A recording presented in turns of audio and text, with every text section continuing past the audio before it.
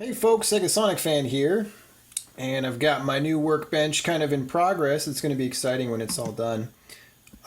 Be able to take better videos for you all. Check it out, new workbench.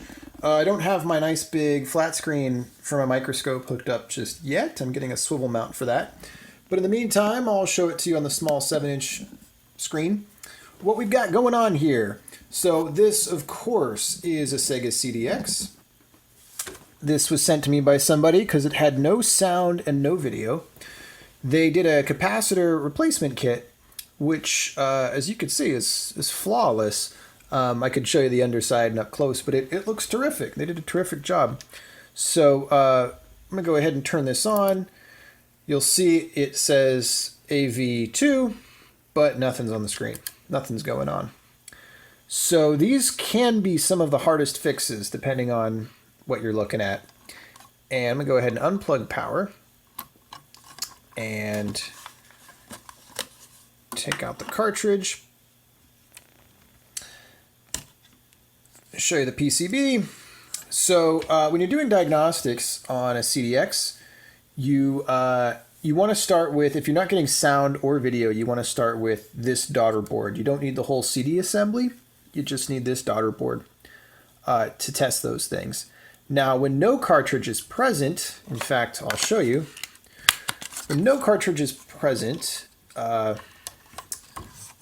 what you should get is, here I am plugging in the cartridge. Brain fart. So with no cartridge present, what you should get is actually a BIOS screen without the animated Sega logo. But again, here you see I get AV2. This is the BIOS chip, by the way. It's the Sega CD BIOS chip.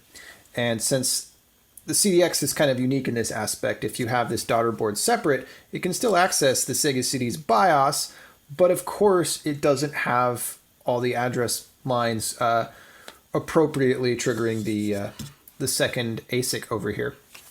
So you should just get like the planets, but basically no Sega logo, no music. But that didn't happen either.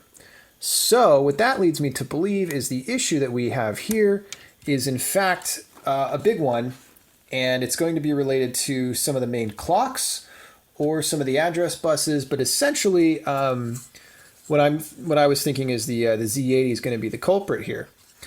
And or you know, the SRAM or something like it.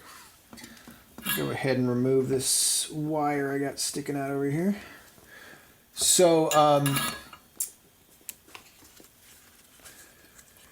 yeah, and then how this works, if you look at the underside here, you've got your Z80 sub-CPU processor, which of course handles your PSG audio and your master system stuff.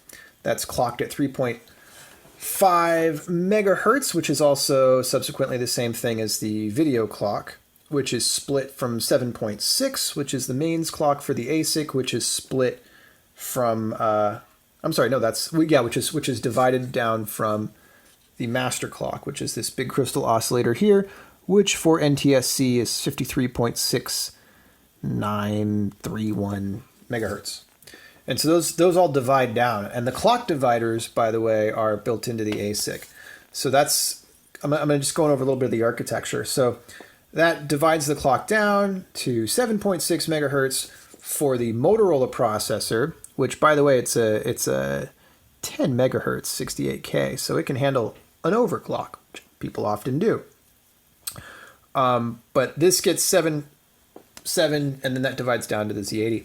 So you have your Z80. I believe it's this chip is your video RAM, and then you have the Z80 RAM right here. This is the SRAM for the Z80, and this is the SRAM for the 68K processor. I'm sorry, the ASIC and the 68K. So if you have an issue like this, you're basically looking at a problem with these two chips or these four. And what you're hoping is you don't have to replace this guy. If you have to replace that guy, it's a hell of a job. I've done it before, but it's no fun.